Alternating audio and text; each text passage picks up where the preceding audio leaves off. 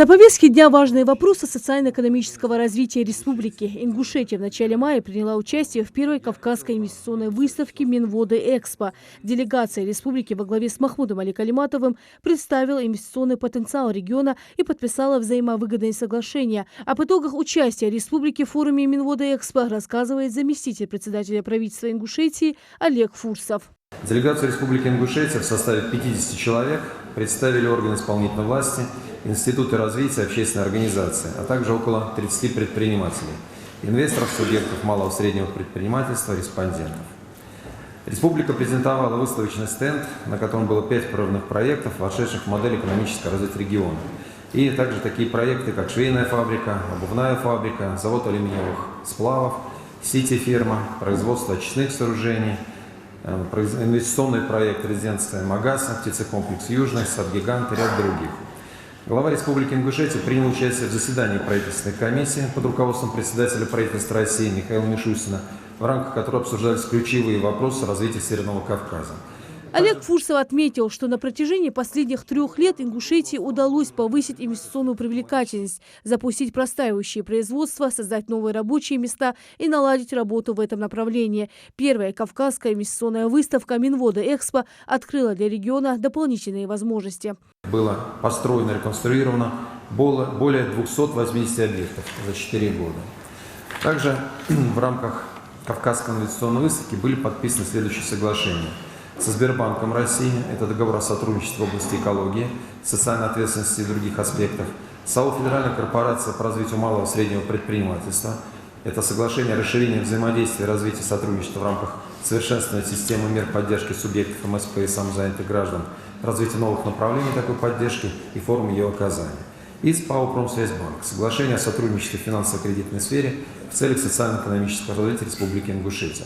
Второй вопрос на повестке – весенняя призывная кампания в Ингушетии. По словам военного комиссара Заурбека Гадабошева, вся необходимая работа в республике проводится. Из региона в рамках весеннего призыва необходимо отправить на срочную службу 220 человек. Из них 65 человек уже отдают долг родине. Еще один важный вопрос – призыв граждан, пребывающих в запасе, на военную службу по контракту. Сейчас идет работа по составлению приказов на эту категорию. По контракту на сегодняшний день 30 человек, на которых состоялись приказы.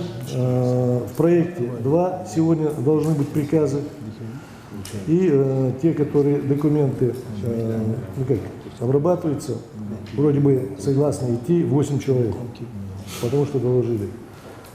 Из 43, которых мы должны призывать. 38 – это солдаты-сержанты, 5 – это офицеры. Из офицеров 1 человека мы отправили призывать.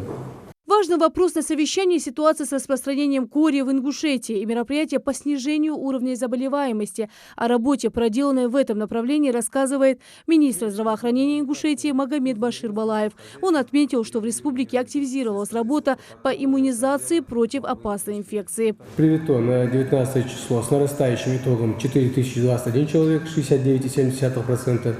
Из них детское население 3201. Мигрантов 70% и прибывших из новых территорий 100%. В период проведения почищающей иммунизации против кори в медицинских организациях созданы прививочные мобильные бригады. Участковой сетью медицинских организаций, оказывающих первичную медико-санитарную помощь, проводятся подворовые обходы.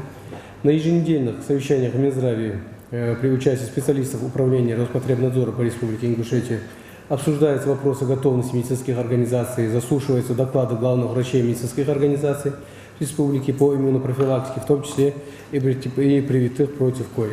Сейчас важно обратить внимание на еще одну проблему. В Ингушетии, как и во всех регионах России, активизировались клещи. Все министерства и ведомства просят провести необходимую обработку территории. На сегодняшний день в СКФУ уже зарегистрированы 3 случая опасного заболевания от клещей. Жители республики призывают особенно обращать внимание на детей после прогулок, а в случае обнаружения клеща срочно обратиться в медучреждение. Очень много клещей, очень много. Вот это сейчас самое время, самая сильная активизация клещей идет вот в это время. Вот были дожди, сейчас уже за 20 градусов, вот, кто работает в сельском хозяйстве, наверное, подтвердят мои слова.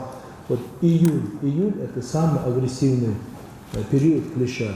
У нас с 2004 года было 4 случая в 2004 году заболевания, в 2007 году 1 случай и в 2008 году 1 случай. Люди заболели, 5 из них с летальным исходом. Из 6 случаев 5 случаев с летальным. Это не шутки, это очень серьезное заболевание. Продолжая совещание, наградили спасателей первого класса Усмана Джамбулатова и Магомеда Кацыева. В одном из сел Назранского района 3-летняя девочка упала в яму глубиной 6 метров. Прибывшие на место спасателей вытащили истощенного ребенка. За проявленную смелость и профессионализм спасателей наградили грамотами, юбилейными медалями и денежные премии от главы Ингушетии Махмуда Али Калиматова.